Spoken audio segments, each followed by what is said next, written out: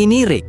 Dia tidak ingin difilmkan hari ini, tetapi Anda menekan putar lagi, dan sekarang dia berjalan melintasi dataran rawa, dengan hati-hati melangkahi gundukan.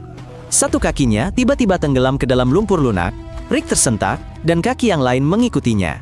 Lapisan kerak di bawah kakinya pecah, dan Rick terendam hingga lutut dalam cairan kental, yang mendesis dengan gelembung dan menempel di kakinya seperti lem.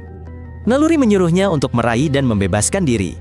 Rick tersentak tajam, mencoba melangkah maju, tetapi dengan setiap gerakan, massa kental itu menariknya lebih erat lagi. Dia merasakan pasir berderak di pergelangan kakinya, dan seolah-olah seseorang memegang kakinya dari bawah. Semuanya menyerupai adegan dari film di mana sang pahlawan menghilang dengan kepala terlebih dahulu, meninggalkan topinya mengambang di permukaan. Tapi itu lebih merupakan mitos. Pasir hisap bukanlah lubang tanpa dasar, itu adalah pasir biasa yang telah terkena air dari bawah. Air mengisi ruang di antara butiran dan mengganggu kohesi, menyebabkan campuran tersebut berperilaku seperti cairan kental. Saat seseorang melangkah, mereka menggeser air, membentuk rongga padat di sekitar kaki, seperti penghisap. Namun, campuran itu sendiri biasanya lebih padat daripada tubuh. Ini berarti, Anda tidak bisa sepenuhnya tenggelam, tetapi mudah terjebak dalam waktu lama.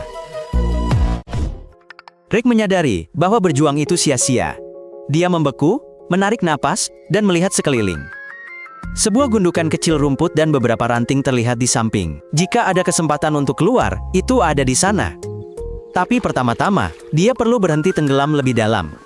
Rick melepas ranselnya dan meletakkannya di dadanya. Perlahan bersandar ke belakang, merentangkan lengannya. Sekarang dia terbentang seperti bintang laut. Dia merasakan tubuhnya berhenti tenggelam. Dengan berat badannya yang terdistribusi secara merata, tekanan pada pasir berkurang, dan campuran itu tidak tenggelam secepatnya. Rick tetap dalam posisi ini, dan mulai menggerakkan kaki pertamanya. Dia tidak menariknya, tetapi dengan lembut mengayunkannya, memutar pinggulnya, memungkinkan air kembali ke ruang, di antara butiran pasir. Setelah 1 menit, daya hisap melemah, dan kakinya mulai tergelincir. Sedikit lagi, dan kakinya keluar. Rick menggeser berat badannya, membebaskan kaki lainnya dengan cara yang sama, dan, tanpa bangun, berbalik menghadap gundukan itu. Dia tidak perlu merangkak jauh, sekitar 3 meter, tapi dia harus bergerak perlahan. Rick terus merangkak dan memperhatikan sebuah ranting kering, yang kemudian diletakkannya di bawah dadanya.